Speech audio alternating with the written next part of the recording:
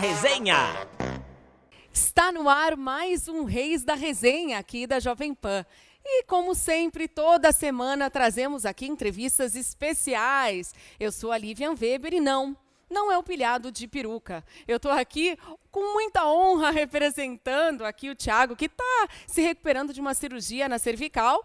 E ao meu lado ele, que voltou de longos dias de férias, mas está de volta, meu amigo, querido Vampeta, que inclusive eu vou deixar para ele, para apresentar o nosso convidado especial dessa semana. Fala, Vamp! Pô, prazerzão, viu? Boa noite, ó, de volta depois das férias, um pouco mais queimado, pra Bahia, né?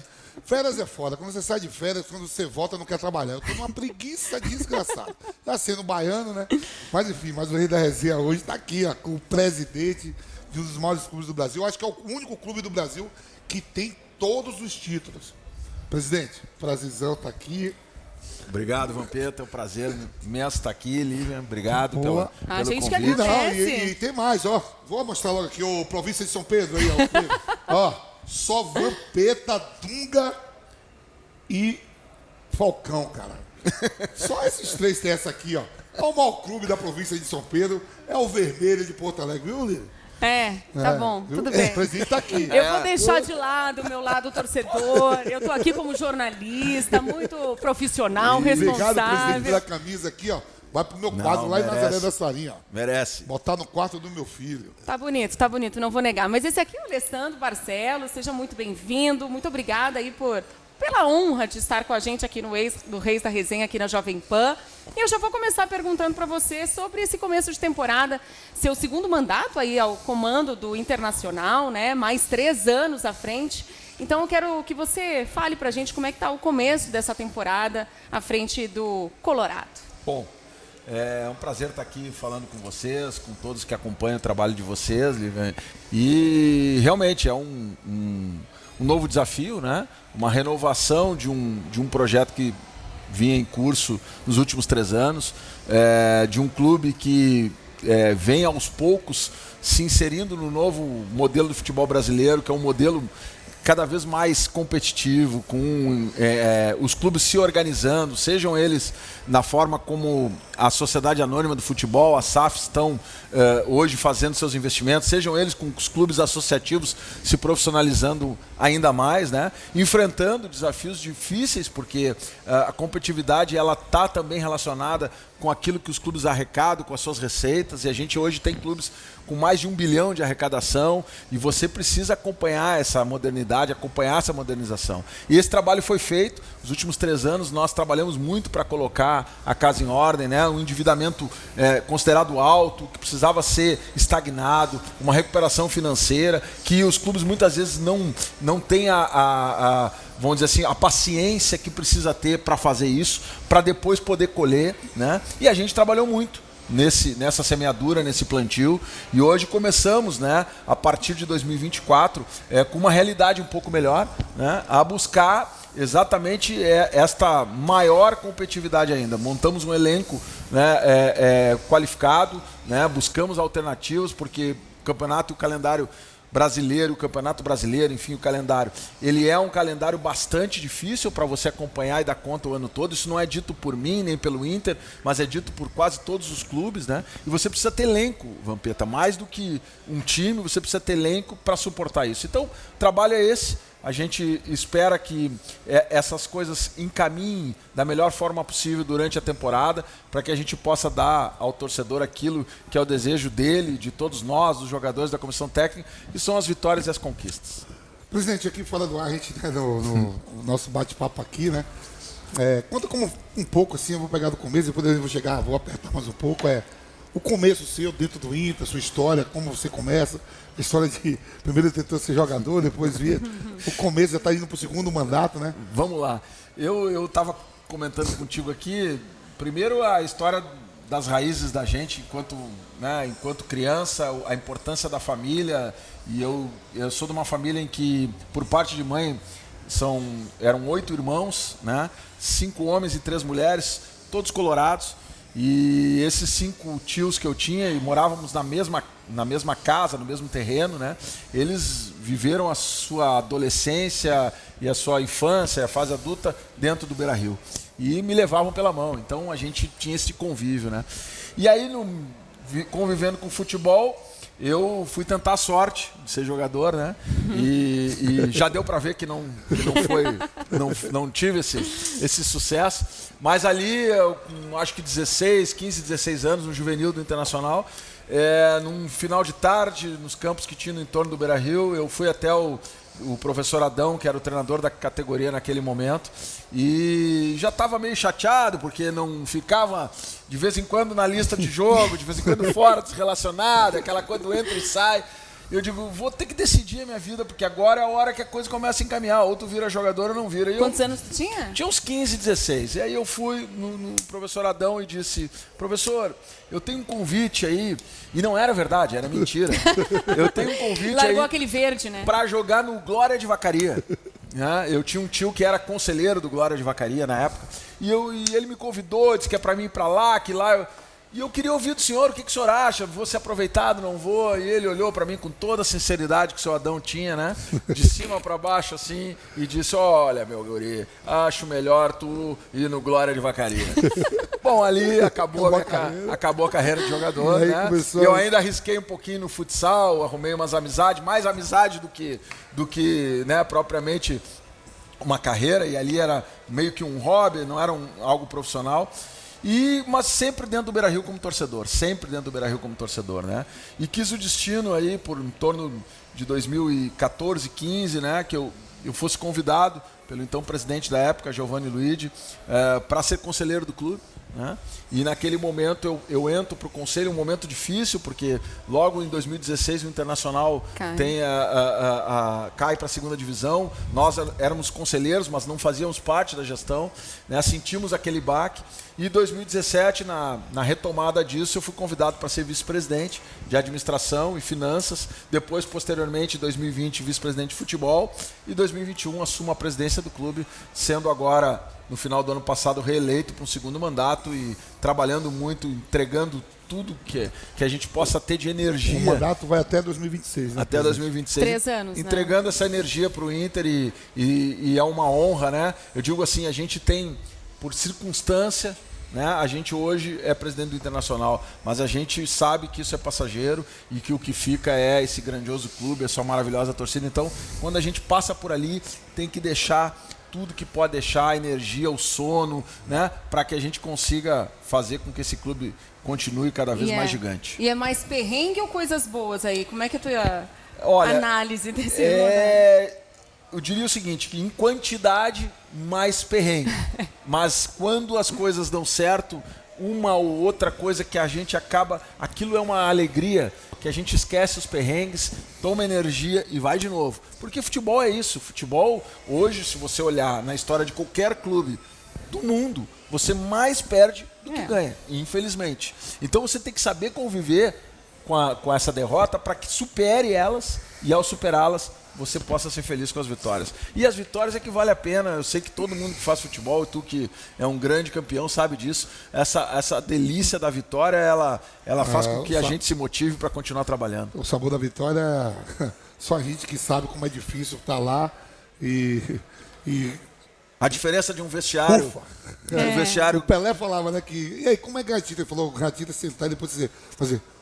É que deu certo. Aquela mochila de 70 quilos nas costas. A alegria de um vestiário quando ganha é algo sensacional, e a tristeza de um vestiário quando perde é muito dura. Agora, o problema é que a gente está vivendo numa roda viva que você não tem quase tempo para pensar na vitória nem na derrota. Porque 3 dias depois começa tudo de novo. Assim, eu como ex-atleta profissional de futebol, a gente sabe assim, no Brasil sempre se aponta assim, os 4 grandes de São Paulo, os 4 grandes do Rio, os 2 de Minas, os 2 do Rio Grande do Sul.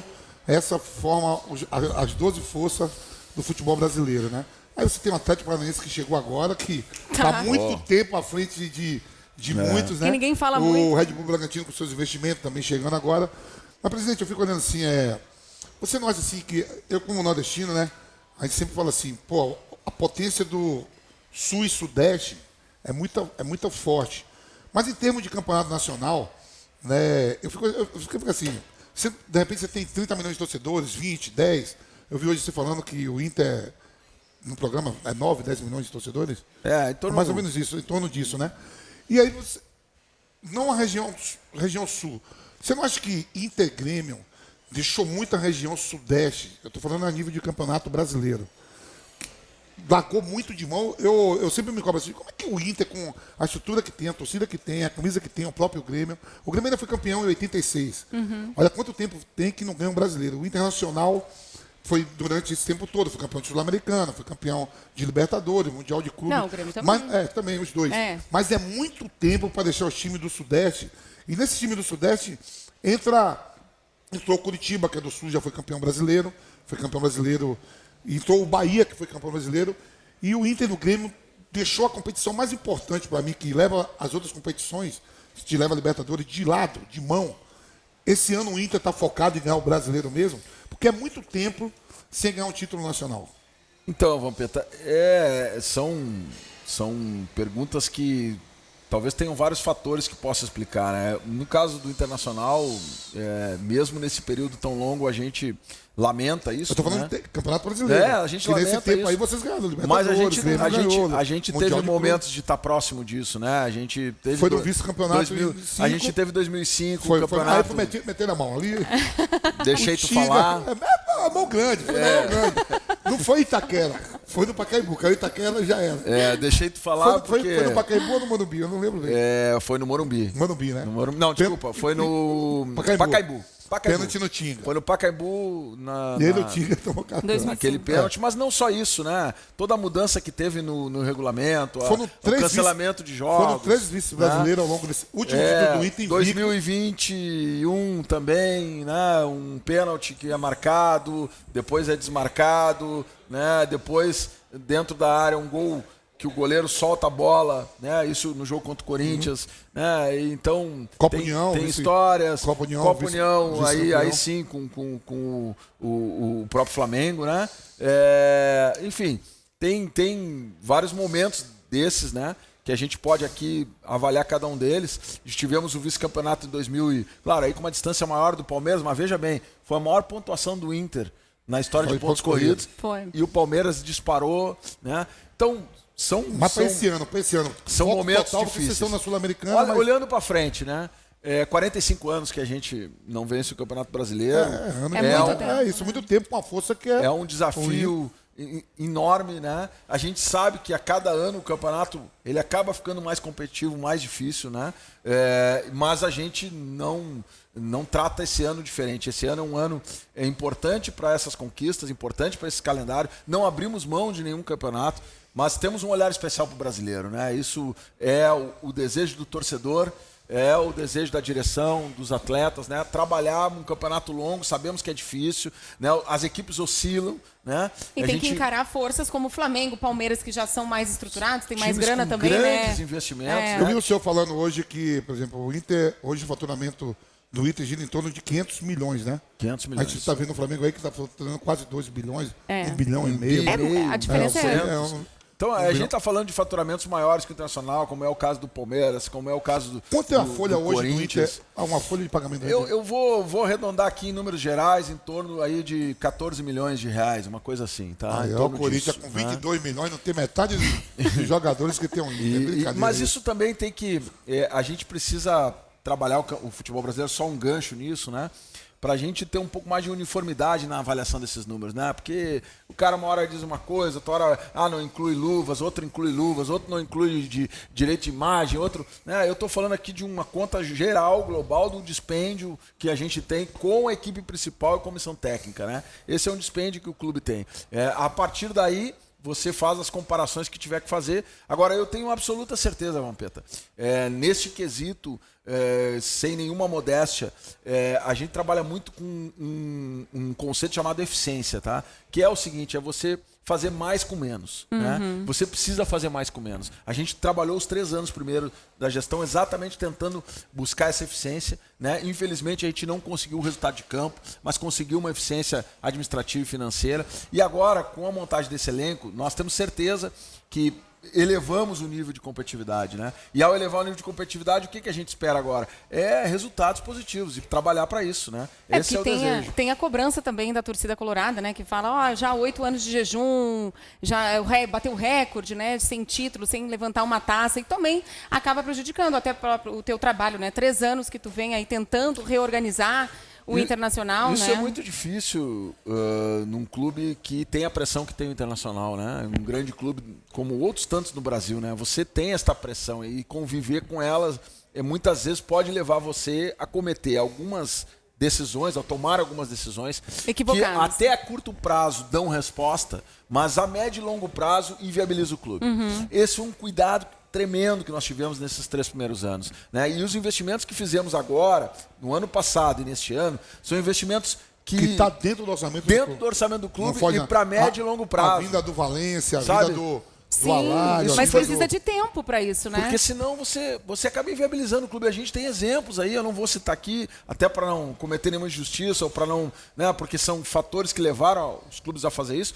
Mas a gente tem exemplo no Brasil de clubes que buscaram a qualquer preço, né, fazer alguns investimentos e se viabilizaram logo ali. Então, este cuidado nós precisamos ter. E principalmente no momento em que o futebol está cada vez mais competitivo, com mais dinheiro entrando, com mais recursos. Então, o desafio qual é? Manter essa estrutura, qualificar a estrutura, mas buscar novas receitas. Não tem saída para o futebol brasileiro, a não ser clubes com grande massa, como é o centro do país, principalmente aqui vamos falar dos 2 maiores torcidas no país, que é Flamengo e é Corinthians, né? Depois vem Palmeiras, enfim, os outros clubes, mas esses 2 que ainda têm uma capacidade, uma margem grande de crescimento, os demais clubes, eles precisam trabalhar novas receitas para que possam competir de igual forma com esses maiores. E por isso também a criação da La Liga, da Liga Forte, da Libra. Aí vem esse tema, o tema fundamental. O Brasil é o único país no mundo de grandes potências do futebol que não tem uma liga organizada. Como é que estão essas negociações? O Inter adiantou 20% desse contrato? Hoje é o seguinte, para vocês entenderem e quem está nos assistindo, né? Hoje nós temos 2 blocos comerciais. Não é nem uma liga, nem outra liga. Não existe liga. Existem 2 blocos que vão vender os seus direitos para os próximos 5 anos apenas, né? Não é 50, que você fala 50? Não, do Campeonato Brasileiro. Brasileiro. É isso, tá? Bom, de um lado, monta-se uma Liga Forte União, de outro lado a Libra. Na Liga Forte União, da qual nós fizemos parte, nós buscamos ali um modelo de negócio que era o modelo procurado por todos queriam este modelo. Infelizmente, né, por razões que eu desconheço, não foi possível que os 40 clubes estivessem juntos. Aqueles clubes que se reuniram, mais de 26 clubes, em torno da Liga Forte União, chegando a próximo de 30 clubes entre Série A e B, resolveram se reunir, e aí tem ali Botafogo, tem Cruzeiro, tem Vasco, são SAFs, né? Importante. Tem o Atlético Paranaense, que foi citado aqui como modelo de gestão. Tem o Fortaleza, que é outro modelo, né? Modelo importante. Virou SAF também, né? Que virou SAF. Posso falar do Ceará, que está ali também junto, né? E aí falo do Internacional, falo do Fluminense, que é o atual campeão da Libertadores. Esses clubes se reuniram, buscaram um modelo de negócio atrativo comercialmente, onde venderam parte desses direitos do Campeonato Brasileiro, 20% disso, para um sócio investidor que injetou dinheiro nos clubes. E aí, no caso do Internacional, nós utilizamos esse recurso não para investimento no futebol diretamente, porque a nossa prioridade é a redução, né, de dívidas que vinham se acumulando e crescendo, pelo menos para que a gente pudesse estancar esse endividamento. Fizemos esse approach, né, de recurso, e agora temos um parceiro que está muito interessado, Vampeta, em recuperar o dinheiro dele. Porque ele botou 20%. 20%. E para botar 20%, nós profissionalizamos a comercialização dos direitos. Para buscar tirar agora, nesta venda de primeiro ciclo e dos outros 10 ciclos, ou 9, depende do tamanho de cada ciclo, esse primeiro está se desenhando de 5 anos, um valor de recurso maior que possibilite os clubes recuperar o seu recurso e o investidor também. Aí quando se fala em 50 anos, é óbvio que se tem a preocupação, mas as outras ligas que se montaram em torno do mundo, a La Liga, são também com investimentos de fundos, investimentos de investidores e também com um tempo de 25, 30, 40, 50 anos. Então, isto era o desejo de todos os clubes. Infelizmente não foi possível com que todos pudessem estar juntos, mas eu tenho ainda a convicção de que a gente Os clubes vão Unificar. vão entender que, ao estarem juntos, quem ganha são os clubes. A força que esses clubes têm, ela é muito maior do que se eles estiverem hoje em 2, 3 grupos ou individualmente, porque isso já mostrou, num curto espaço de tempo, que não foi produtivo e não vai, e daqui para frente, cada vez mais vai exigir um esforço de todo mundo. Hoje a dívida do Inter, hoje no programa mesmo, hoje pela manhã, eu estava vendo que a dívida do Corinthians está gira em torno de 2 bilhões. A dívida do Inter hoje, Em presidente? torno de 650, 670 milhões. Uma dívida administrável que cresceu muito. Né? Antes da nossa gestão, nos 4 anos, ela dobrou. Isso não tem nada a ver com estádio, nada, né?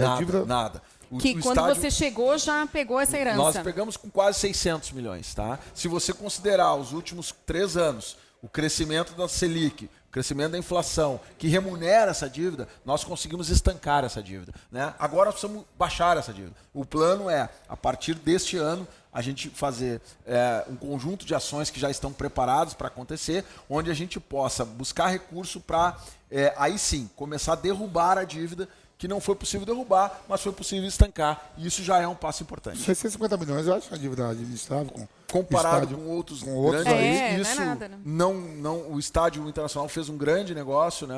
uma reforma no estádio que ela, mesmo aparecendo no passivo do balanço do clube, faltam 10 anos para que a parceria termine, e a cada ano que passa esse passivo vai baixando sem que o clube desembolse algum tipo de recurso. Então foi um negócio também extremamente importante, e isso nos ajuda muito nesse momento, tirando essa parte patrimonial, né? Evidentemente cuidando dessas dívidas que são de curto e médio prazo, a maioria delas, e que precisam ser atacadas urgentemente. Presidente, você falou aqui para nós, né, a origem, começa ali à beira do Beira-Rio, ali, né, moleque, tenta ser jogador e tal, daqui a pouco começa a ser conselheiro, faz parte da administração.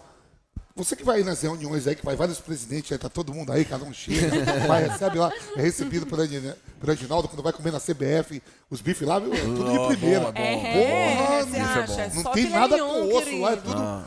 O que me explica assim, é uma coisa, eu sou formado também, viu, gente? Eu tranquei a faculdade, não sou analfa. O que eu queria saber eu queria saber assim, como o Endrick, hoje o Endrick é uma das principais vendas do país indo para o Real Madrid, custa em torno de 400 milhões para o Palmeiras. Entra com bônus, com tudo. E um Cruzeiro, o Ronaldo Fenômeno, que é meu parceiro, ele tá meio distante, mas a gente boa, consegue comprar um Cruzeiro por 400 milhões de reais. Um Vasco é vendido por 600 milhões de reais. E um Endrick não pode valer um Cruzeiro todo. Então, Vampeta, eu tenho uma tese, não é minha, mas enfim, defendo ela de alguns... Você venderia o Inter por 650 milhões de reais? Jamais. 1 bilhão de reais para ter 350 milhões de caixa? Não, pela seguinte razão. Esse trabalho tem conexão com o que eu estava falando aqui antes, tá? Esse trabalho de manutenção de um clube, de saneamento das suas dívidas, de buscar profissionalização, só valorizam esse clube. E se você um dia tiver que fazer... São uns 400 milhões, mas não é pegando os 400 milhões de ano, não, viu? É 400 milhões e tantos anos. Exatamente, ao longo de muitos anos. Eu digo o seguinte, ó, no caso de clube, é que eu acho que a onda, existiram e vão existir ondas desse tema do investidor e das SAFs, né? Num primeiro momento, clubes que estavam extremamente em dificuldade financeira, com recuperação judicial, sem condições sequer de abrir as portas e de ter um time disputando a Série A ou a Série B, né? Esse desespero, você sabe como é que é a lei da oferta e demanda, né? Quanto maior a necessidade, menor o valor, consequentemente se fecha negócio e se reconstrói.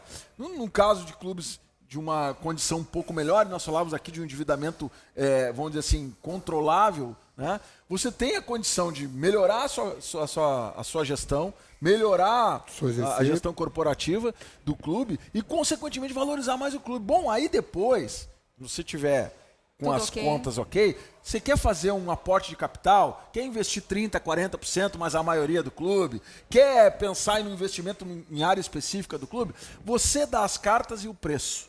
Isto é uma condição diferente de tratar de um negócio do futebol, do que você ser obrigado a fazer isso, porque senão você não sobrevive, ou porque senão você não consegue dar conta, né, das suas despesas e daquilo que é passivo, que já foi feito e que você está devendo. Então, eu acho que hoje, a gente tem hoje no Brasil uma condição de clubes com mais capacidade de organização, com mais profissionalização, o que eleva o valor. Esses tempos saiu aí uma lista de valuation de clubes, o Internacional, né, se eu não me engano, era o 5º clube mais valorizado do país, e a gente tem a expectativa de continuar fazendo uma gestão bastante profissional para que cada vez mais a gente consiga subir nisso, e aí poder, se amanhã ou depois quisermos buscar algum capital de investimento no clube, que a gente possa fazer isso numa condição SAF bem longe, né? Numa condição bem diferente. SAF bem longe. Então, se for numa... É que, por exemplo, Fortaleza... Tudo depende, né? Fortaleza é uma SAF 100% do clube.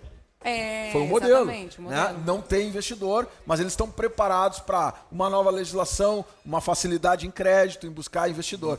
Bom, você tem outros modelos, entendeu? Agora, esse modelo de que você pega e vende a maioria das ações, ou 100%, ou 90%, por um valor, né, que não significa sequer o seu patrimônio. O Vasco foi 70-30, né, presidente? Eu não lembro. Acho que é 70-30. Eu não lembro. E o Cruzeiro, não sei se é 90-10. Eu acho que hoje, né, grande parte dos clubes, pelo menos da Série A, já estão com uma outra forma de pensar, né? E isso vai... Já estão calejados também, estão vendo também que esse modelo também não é garantia de sucesso, não né? Tem garantia de sucesso, não tem garantia de sucesso. Garantia de sucesso é trabalho sério, eficiente, né? Buscar profissionais competentes. Essa é a Todo garantia. mundo fala do Bandeira de Melo, que botou a casa em ordem no Flamengo, e que o Flamengo hoje é um clube que fatura em torno de 1,5 bilhão.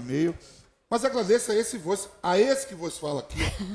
É a mim, que quando eu falei finge que paga, finge que joga, o Flamengo se organizou. Tu buscou a conexão. O professor tá ali, o professor Sérgio Soares está ali. Buscou a conexão. Professor, escuta isso aqui, esse é bom, professor. Ele, quando ele ganha a eleição no Flamengo, em vez de ele agradecer, você está indo para o segundo né, mandato. O Bandeira de Melo, quando ele ganha a eleição, e aí você sabe que tem o sócio torcedor que volta, cada clube tem seu modelo de votação, né? E conselheiros, ele sobe em vez de agradecer, queria agradecer ao conselho, aos torcedores que votaram, aos sócios, ele fala assim, ó, tipo assim, boa noite, queria subir aqui, eu vou logo avisar, no meu mandato não vai ter a frase do Vampeta. Ele não agradeceu ninguém, ele falou isso, não quer dizer, slogan de campanha. Eu que participei dessa revolução do Flamengo aí, título. Mas Vampeta, esse é um exemplo que eu acho que tem que ser valorizado. Válido, né? Tá? O Flamengo, você sabe naquele período ali o que foi a pressão da torcida por título, né? E ele fazendo times modestos, mas resolvendo outras questões que eram fundamentais de infraestrutura, de condição para o futuro, né? Eu me inspiro muito nesse modelo, porque acho que é um modelo importante do futebol brasileiro, associativo, não teve SAF, não teve... E um endividamento gigantesco, conseguiu ir liquidando com isso, e hoje, né, com a força da sua torcida, enfim, e com o trabalho de pessoas que estão lá e que estiveram lá, faz o Flamengo a pujança que é. Então, esse é um exemplo importante. Eu acho que esses são os bons exemplos que a gente deve seguir. Eu quero até pegar esse gancho e perguntar para você se você se inspira em alguém, em algum trabalho que seja assim exemplar para o seu mandato aí à frente do Inter também. A gente estava falando há pouco do Marcelo Paes, né, no Fortaleza, que faz um trabalho brilhante. A gente fala bastante sobre isso. Eu quero saber a tua opinião. Eu acho que o exemplo do Bandeira de Melo é um bom exemplo, porque ele dialoga com a realidade. Eu poderia dar exemplos de presidentes de clubes de fora do país,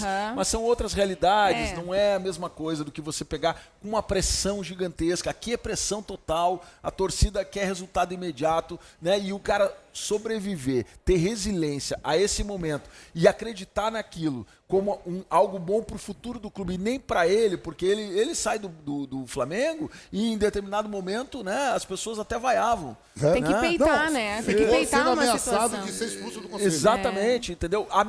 Por que ameaçado de ser expulso do conselho? Porque muitas vezes dentro do conselho se pensa mais em política do que no clube. Né? Se você não pensar no clube a médio e longo prazo, né, e esse vamos dizer assim, é o reconhecimento que você vê. E eu acho que o trabalho voltado para isso, né? Claro que a gente quer ganhar, a gente quer ser campeão, ninguém, né? Mas às vezes você faz algo muito rápido, imediato, investimento, e não ganha igual. Não ganha, porque não tem solidez. E aí o tombo é muito maior, e até não recupera mais. Até para você conseguir organizar, você precisa de um tempo, como você fala. Então, às vezes, esse tempo é lá embaixo, né? Com calma, trazendo serenidade. E segurando. A Jovem Pan me fez uma proposta para vir trabalhar, estou indo aí para 14 anos de Pan, né? Aí me fez uma proposta lá e falou, você tem empresa? Eu falei, tenho. Porque vai precisar da nota, não vai ser pela carteira, é como contratado pela empresa. Então, eu cheguei com minha empresa, eu tenho a minha empresa. Eu fico sempre rezando para ter eventos para eu dar nota. Para seu evento, eu dou minha nota, recebo. Né? Você já pega uma empresa que já tem 9 milhões a 10 milhões. Você não precisa... Sim, de clientes. Você já tem 9 milhões, 10 milhões de clientes, outros têm 30, outros têm 15. Você observando que você não olha só para o internacional, você olha para o seu rival que está ali ao lado do Grêmio e acompanha os outros rivais a nível nacional. O que é que leva tantos clubes brasileiros, até que alguns agora estão se organizando mais, o Bahia já está respirando melhor, o Vitória volta à Série A também com uma gestão boa também do presidente, a ter esse prejuízo todo, porque a maioria dos clubes que não tem 30 milhões, 40 milhões, mas tem ali 7, 5, 10 milhões de clientes já prontos, para você chegar, já pega, já pronto. Não é eu que fico aqui rezando, será que vai quitar alguma coisa aqui esse mês, vou pegar um cala-boca maior? Você já tem ali 9 milhões, só esperando uma boa gestão e esperando um produto novo, ou um time bom em campo. Então, primeiro que você, quando pega um clube e tem esse número de fãs, milhões de fãs, você precisa chegar neles. Hoje o Internacional tem 143 mil sócios. Chegou a ser o número 1 do país, né? E na votação, inclusive, né, do mandato, foi recorde, Foi né? recorde de votação, mais de 30 mil pessoas votaram, e hoje é o clube que tem... que bateu o seu recorde de sócios, né? Foi o número 1 do país, né? Mas você tem que chegar Mas só que se você tem 7, 8 milhões de fãs, como você chega no restante? Nos outros 6 milhões, 7 milhões, que não estão ali, né? Esse é o desafio, para mim, principal desafio daqui para frente. É isso que eu falo. Esse é o principal desafio para mim, daqui para frente, de todos os clubes brasileiros. Aumentar a receita. O clube de futebol, ele tem 4 fontes, vamos supor, vamos exemplificar aqui. Sócio torcedor, televisão, venda de atleta e patrocínio e publicidade. Vamos botar bilheteria aqui. Tá? É isso aqui. Quando você tem um número X de lugares no estádio, essa aqui já... Quando tu tem um número de propriedade para vender, já vendeu tudo, essa aqui já deu. Quando tu tem... deixa eu me esquecer de todos aqui.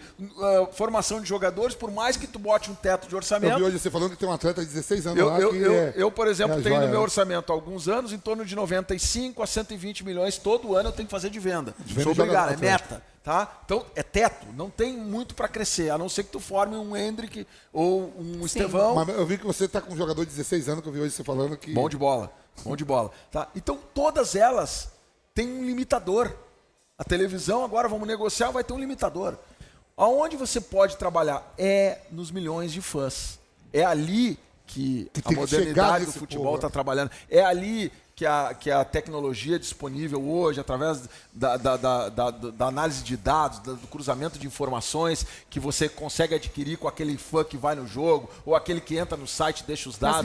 Nas redes sociais, milhões de seguidores. Se você não buscar monetizar isso, mas entregando alguma coisa, entregando experiência, nós vamos ter um limitador muito grande. Então, trabalhar com isso, ele é fundamental para que a gente tenha sucesso. E aí, evidentemente, que cada clube vai ter que desenvolver o seu modelo, vai ter que trabalhar com as suas ideias para poder buscar chegar, né, nesse público que já é emocionalmente ligado a ti. Sim. Né? Tu já foi um deles, inclusive. Exatamente. Né? E como é que tu consegue transformar aquilo? Porque aí cada um tem já tem uma equipe já pensando nisso tudo? Cada um tem o seu tamanho, né, Vampeta? Tem cara que pode dar 10 mil reais para alguma coisa que ele quer no clube. E tem cara que pode dar só 5 reais. Mas você tem que dar para esses caras... se sentir tão importante quanto, se sentir tão importante. Né? Então, se você não consegue ofertar esta gama de relacionamento daquele cara que mora a 500 quilômetros de Porto Alegre, que não consegue ir no jogo. E isso eu estou falando, aí alguém pode estar olhando agora e dizer assim, mas por que tu não fez? Porque tinha outras coisas que tinham que ser feitas ao mesmo tempo. Né? E porque são coisas que precisam de investimento também. Precisam de recurso para você trazer alguém que tenha implantado isso fora do país, porque já existe isso. Não estamos inventando a roda. Isso custa. Você tem que fazer um investimento para trazer um benchmark, para fazer alguém que faça a roda girar. São profissionais que não são baratos. A gente está trabalhando nisso. Vamos investir nisso. E aí, respondendo, já temos sim. Estamos avançando alguns projetos internos lá do clube e trazendo profissionais, inclusive de fora do país, com experiência de fora do país, para nos ajudar a dar esse salto importante que é fundamental nesse momento. Ô, presidente, falando sobre esses fãs aí, eu quero saber, torcedor interfere nas decisões ali da diretoria? Quanto que interfere? O torcedor como um todo, a pressão da pela torcida. pressão da torcida, sempre vai ter o seu espaço, né? Derruba treinador. De escuta, né? Agora, eu relativizo isso na seguinte, dividindo em 3 partes aí, quem de forma organizada ou desorganizada tenta influenciar, né? A torcida, porque é a razão de ser do clube, né? A torcida é a razão de ser do clube, é ela que movimenta, é ela que é apaixonada, é ela que vai ao estádio. É o pulmão, né? É o pulmão do clube. A imprensa, que tem um papel de produzir opiniões, né? E levar informação, e muitas vezes ela constrói cenários e a narrativa. Né? E a direção, que tem que ser extremamente fria para tomar decisão. E é difícil porque nós somos torcedor também. Isso. Então, esse jogo de vamos dizer assim, de capacidade, de junto com os profissionais do clube tomarem as melhores decisões, elas muitas vezes empurram você, e o futebol brasileiro é assim, a decisões que talvez não fossem as melhores. A gente procura blindar isso, a gente procura acreditar na convicção do trabalho, né? Eu dizia outro dia para colegas aí da imprensa, exatamente assim que, por exemplo, o treinador, né? O treinador é sempre a bola da vez. Quando dá errado, troca o treinador. Porque você não vai trocar os outros 30. Não tem como trocar 30 jogadores. Mais então você fácil. troca o treinador, né? Não estou dizendo que o treinador tem razão sempre, não. Pelo contrário, muitas trocas de treinador melhoraram ao longo do tempo o desempenho. Mas aí você tem que olhar 2 aspectos. Se o treinador não consegue mais tirar daquele grupo, né, aquilo que aquele grupo pode entregar, ou se aquele grupo já não enxerga no treinador alguém que ele confia no seu trabalho. Esse é o momento chave do dirigente ou do profissional que trabalha com futebol estar atento. Porque essas são horas que você precisa tentar, antes que isso aconteça, interferir e aproximar esses ambientes para que eles não se tensionem por qualquer razão externa, seja ela torcida, seja ela imprensa, né? E ao mesmo tempo, se isso acontecer, tomar decisões. Então, respondendo objetivamente a tua pergunta, é evidente que a torcida sempre tem, vamos dizer assim, uma capacidade de influência no ambiente, né? Mas a decisão nunca pode ser baseada somente numa ideia da torcida, porque a gente já viu também, em alguns momentos, a torcida, né, pedir determinada situação, ela não acontecer e se dar a volta por cima. Ou ao contrário, pedir uma determinada situação e as coisas não só não melhorarem, como às vezes até podem piorar, dependendo da opção que se faz depois daquilo. Então é complexo, mas eu diria que o torcedor tem um papel sempre, por óbvio, até porque somos torcedores também, fundamental no futebol brasileiro. Sem isso não teria razão para o futebol existir se a gente desconsiderasse o torcedor de uma equação maravilhosa que é o futebol. Ele que falava aqui sobre o Cudê e também que ele bancou a permanência dele no Internacional, né? Então, eu estava dizendo aqui que em 2020 eu era vice-futebol, o Cudê veio para o Internacional, montamos aquela equipe de 2020 e o Cudê ali já demonstrava a sua capacidade, era uma primeira passagem dele pelo Brasil, né? Sempre difícil porque o futebol brasileiro ele é exigente, ele é diferente dos outros futebols, dos outros países do futebol que é executado, por exemplo, na Argentina, onde vinha o Cudê. E ali a gente percebeu que um treinador com grande capacidade, com evidentemente que coisas para serem trabalhadas, melhoradas, mas com uma capacidade e com um modelo de jogar futebol que nos agrada, que é um modelo onde você tem muita intensidade, onde a preparação física ela é fundamental para que esse modelo funcione, onde você marca em linha alta sob pressão, né, onde você joga tanto em casa quanto fora buscando o resultado. A mesma performance, né? E, claro, você precisa ter uma equipe que responda a isso, porque as características dos jogadores têm que estar adaptadas a isso. Nós ali montamos uma primeira experiência e o Internacional liderou o Campeonato Brasileiro, eu acho que talvez por 70% das rodadas. Ele era o líder do campeonato. Naquele momento, eu saio da vice-presidente de futebol em setembro, o Cudê sai em outubro do clube, vai embora, e eu ganho a eleição em dezembro. Né? E o Cudê aí tinha um contrato longo, né? E não tinha condições de estar no Internacional. Nós tínhamos ali um campeonato que estava em andamento, né? Chegamos quase ao título com Abel Braga como treinador. Então tinha todo um processo de reorganização e, vamos dizer assim, o caminho de cada um do Internacional e do Cudê se distanciou. Bom, chega no meio do ano passado, nós com alguma dificuldade de ter o mesmo desempenho que tínhamos em 2022, resolvemos fazer uma troca. O Cudê estava saindo de uma segunda experiência no Brasil, que foi no Atlético Mineiro, que também foi campeão do estadual, que também estava com um desempenho positivo no Campeonato Brasileiro, né? E por outras razões acaba saindo e nós chamamos o Cudê. E o Cudê nos pega o time há 15 dias de um mata-mata com o River Plate, né? Um jogo fundamental, o River Plate favorito para ganhar a Libertadores. E nós desclassificamos o River Plate. E fomos crescendo na competição, ganhamos na altitude, coisa que muito difícil de acontecer, né? Eliminamos o Bolívar e chegamos na semifinal, então, com o Fluminense fazendo 2 grandes jogos, né? 2 grandes jogos.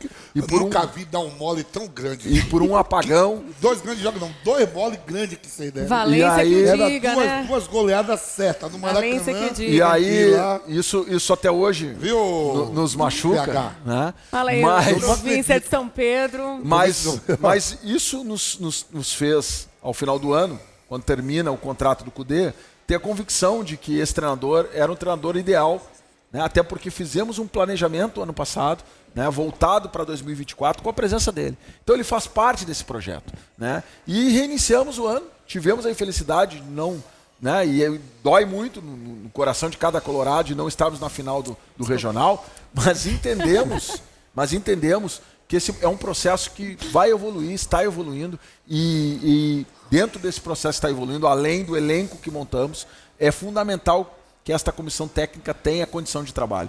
E isso traz segurança para ele também, para o trabalho, né? E a gente acredita nisso, embora a gente tenha tido aí... Vocês voltariam à final de novo na Libertadores. Eu lembro bem o jogo do Maracanã, Fluminense com um homem a menos. Foi.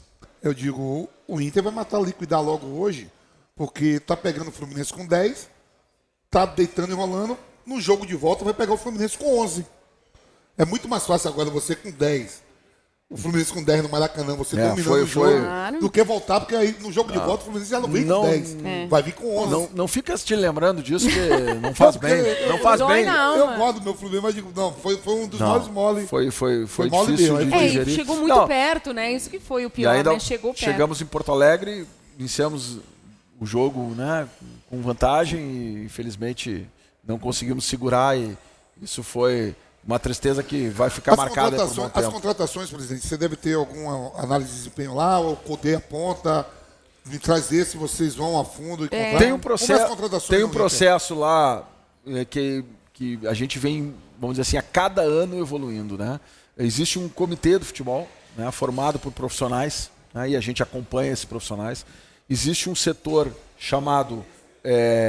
CAPA, que é onde a gente faz a análise e prospecção de atletas. Então é um centro de análise e prospecção de atletas. Então ali estão os scouts organizados, existe um cientista de dados que não trabalhava com futebol e que veio para buscar todas as informações que hoje os softwares geram de dados e fazer uma análise e otimizar para o modelo do Inter. Então, hoje você compra softwares, mas você não tem o modelo do clube. O Inter tem o seu modelo, trabalha com o seu modelo, né? E esses scouts que analisam o mercado.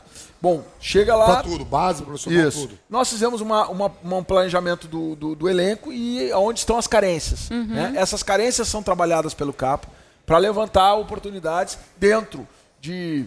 evidentemente, questões técnicas, mas também, no segundo momento, pelo gerente de mercado, de questões financeiras. Porque não adianta você querer um jogador que é maravilhoso na estatística, maravilhoso no olhar e querer financeiramente... não é poder. Exatamente. Então você cruza essas duas informações e a partir daí você começa a entabular a negociação. Você chama o treinador, a partir disso, que foi onde o treinador participa, no planejamento inicial do elenco, onde que é os gaps, onde que ele acha que precisa de jogador, de reforço, e na fase final da contratação, onde o clube já estressou o mercado, já buscou alternativas e chega para ele e diz, nós temos essas oportunidades, esses jogadores. O clube entende isso, né? Qual é a tua ideia? Bom, aí muitas vezes o treinador vai concordar e muitas vezes o treinador vai discordar. Aí você precisa tomar a decisão. Você vai atrás do treinador ou você vai, né, dependendo se é um ativo, se é um investimento para o clube, que vai nos dar possibilidade aí, depois de um retorno, além de desportivo financeiro, você convence o treinador. Né? Agora, se é uma necessidade de mecânica de jogo, se é uma coisa urgente para aquele momento e o treinador está convicto que aquele jogador você ouve um pouco mais do treinador e acaba cedendo alguma coisa. Mas é sempre tomada a decisão em conjunto para que você tenha responsabilidade. Hoje o Internacional consta com relatórios de contratações assinados, responsáveis, né? Existem circunstâncias, por exemplo, que levam a oportunidades também de mercado, que você muitas vezes não está esperando, mas é uma oportunidade tão boa, que mesmo com aquela posição, você já tendo jogadores, você aproveita ela, porque aquilo é um ativo. Hoje, com a necessidade de montar elencos, né? Você precisa ter no mínimo 2 jogadores por posição. Então, mas tu tem 2 jogadores lá e quem é que vai jogar? Vai jogar Borrenner, Valência, Alário. Bom, é um problema do treinador. O clube está entregando ferramenta para que ele possa trabalhar e a gente sabe que em algum momento é possível que não tenha nenhum dos 3. Porque vai se lesionar, porque vai ter um cartão, uma suspensão e futebol é assim. Nós tivemos uma vez no Internacional 3 goleiros do Campeonato Gaúcho se machucaram. Os 3 que estavam inscritos. E quase que não podia escrever, mudaram a regra depois daquilo. Vocês pegaram o goleiro agora de 38 anos, né? Aí no fim nós tivemos a sorte que um dos 3 goleiros, que era o Danilo, jogou lesionado, voltou com uma lesão e nós ali na linguagem de futebol, o Inter deu um migué na lesão para não deixar, ele não batia tiro de meta para jogar. Porque isso são coisas do futebol que você tem que estar preparado no elenco. Sob pena de não dar conta, né? Eu não sei se é na sua gestão, mas em algum momento a gente está falando de futebol de base, o Inter chegou a ser questionado por quase todos os clubes do Brasil. Eu digo até naquela operação do Oscar, isso já é mais no passado, é antigo. Mas na divisão de base, eu acompanho muito as divisões de base, o Inter chegou a clubes, a maioria dos clubes ir na CBF para tentar intervir na divisão de base do Inter, que o Inter estava tirando jogadores, tirando jogadores de quase todos os times das divisões de base já formados nos outros clubes.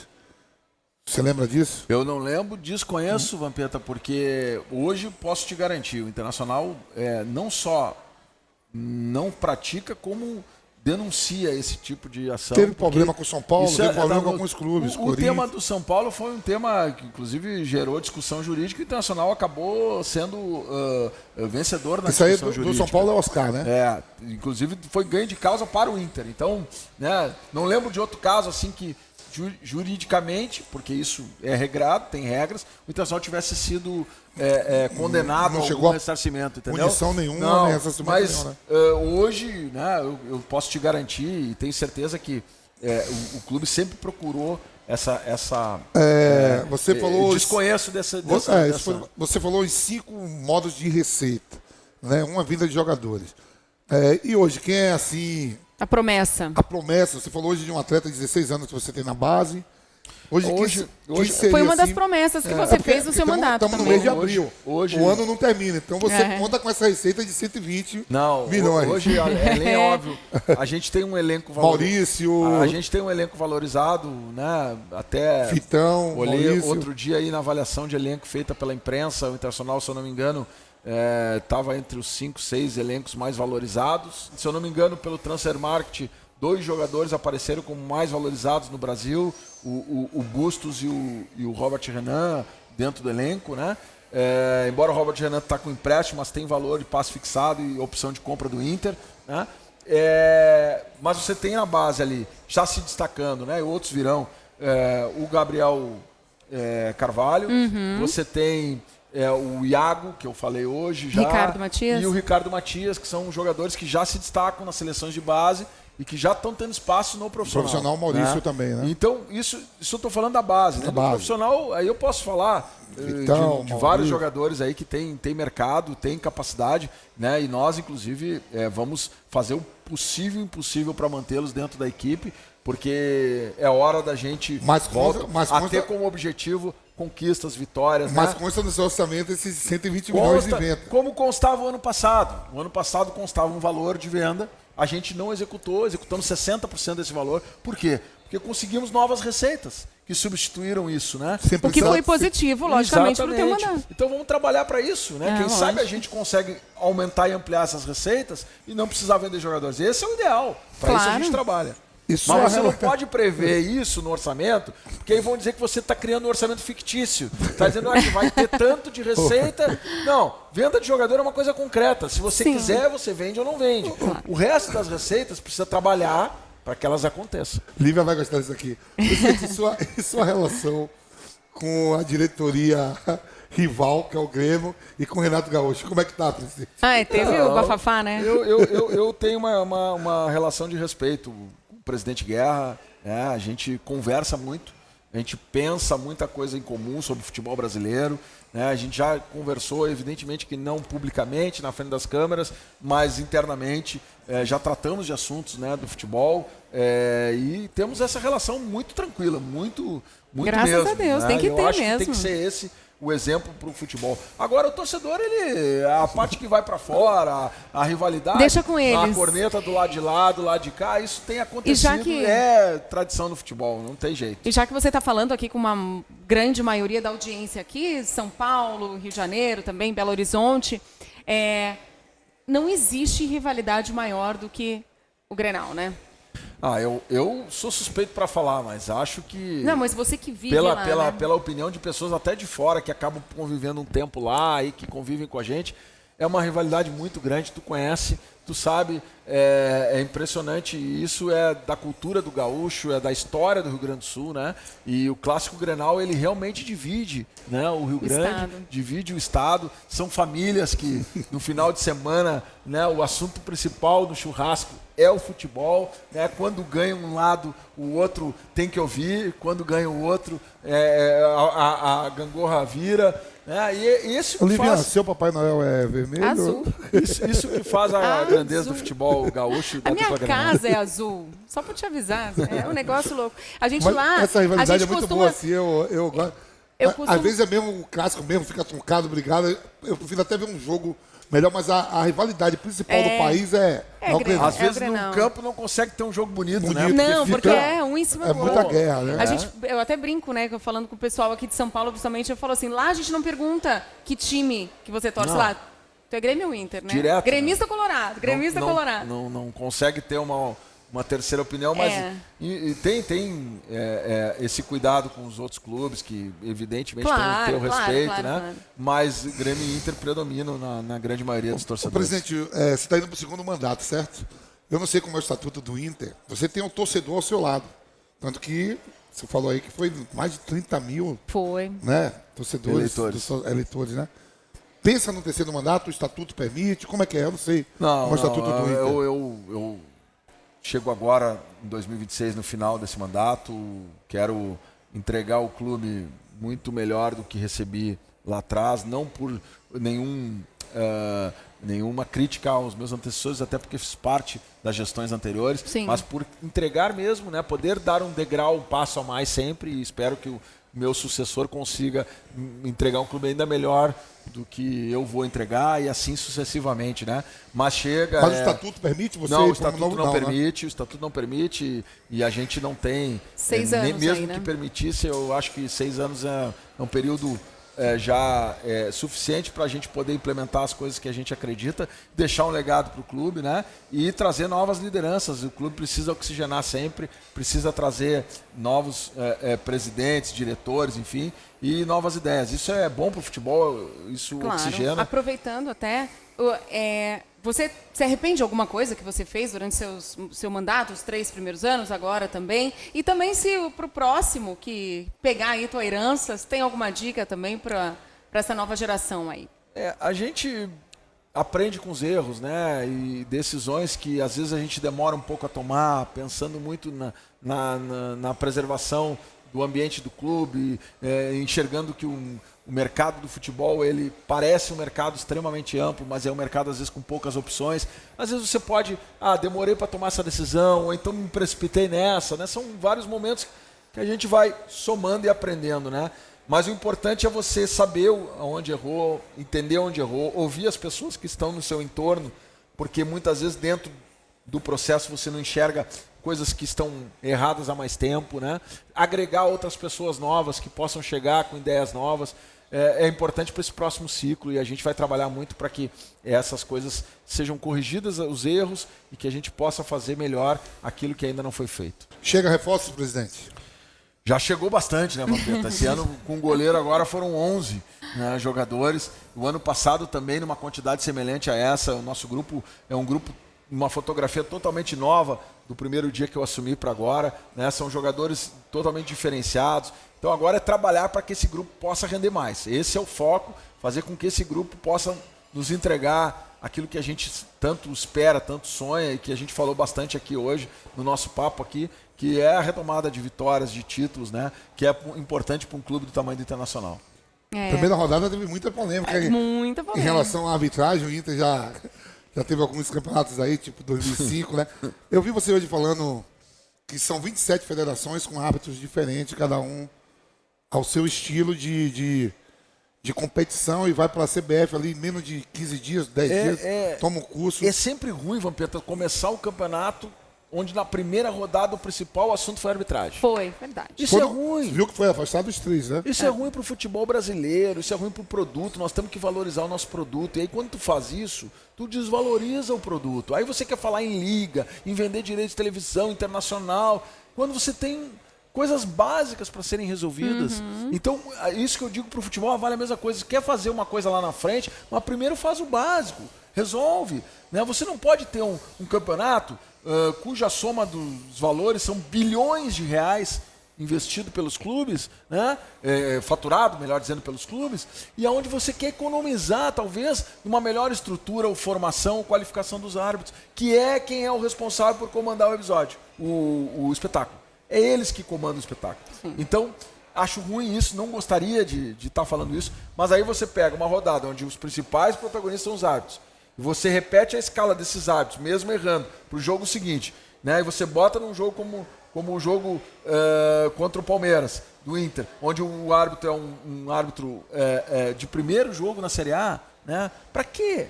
Você vai fazer experiências em jogos importantes. O Campeonato Brasileiro, ele tem Série A, Série B, Série C e Série D. São centenas de clubes. Faz experiência de baixo para cima. E só bota a apitar Série A, que é onde tem maior investimento, árbitros que já estão realmente preparados. Né? Senão, você acaba correndo muito risco. E aí o errar é humano, a gente sabe disso, mas quando você reforça vários argumentos para que aquilo seja algo que com certeza possa acontecer, que é um erro, outro erro, você acaba descredibilizando o campeonato. Então esse cuidado tem que existir, a gente vai trabalhar sempre, é importante falar no geral, né? Não cuidar especificamente de um clube, só do meu, né? A gente sempre fala, a maioria de nós, dirigentes, falamos quando perde, quando ganha, a gente não fala, né? Então agora que, inclusive o Inter ganhou o primeiro jogo, né? Antes do nosso programa aqui, que foi contra o Bahia, né? A atuação do juiz foi ruim. Foi ruim. Esse mesmo juiz que apitou Inter e Bahia, o ano passado apitou Inter e Goiás, e nós ganhamos no Beira-Rio de 1-0. E eu fui para a súmula. Sabe por que eu fui para a súmula? Eu fui educado. Eu disse pro juiz... Eu te amo. Quase.